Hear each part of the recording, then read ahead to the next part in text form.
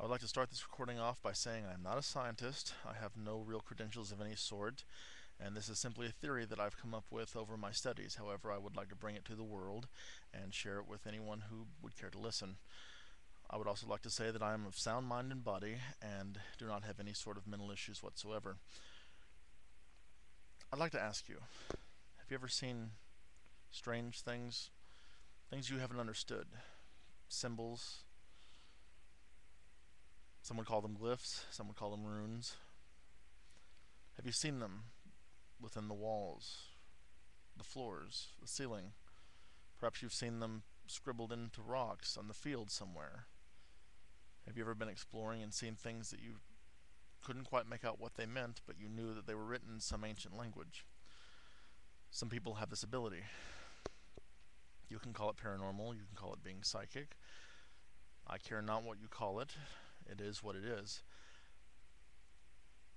This has been handed down from several cultures. The Japanese, Aztec, Egyptian, Chinese, all have had a hand within these glyphs, and if you will. Some of them foretell sequences, some foretell different things, others foretell disaster. Dare I use the term the end of the world, because that seems to be tossed around nowadays like a rag doll. However, I think it's pertinent in this case. I've studied maps of various locations of importance: Easter Island, Stonehenge, places of great philosophical thought, and places where these have actually been seen by people. I'm not asking you to do anything out of the ordinary. I'm not asking you to send money. I'm not asking you to form any kind of cult.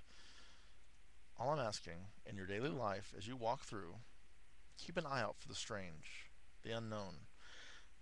Look for symbols that may seem like nonsense to most people, but if you do, be sure to note them, look for them, and research them. Who knows? Perhaps you'll come up with something that nobody has ever uncovered, or perhaps you'll come up with something that someone has uncovered. Either way, you learn something new. And ultimately, the point of a researcher is to teach people something that they did not know previously. Hopefully this has been informative to those around me, and in any event, I wish you all the best of luck. And should you find anything, you may leave comments on this video, or simply keep it to yourself.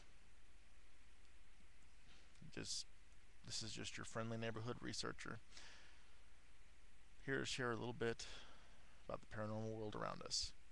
Thank you, and good night.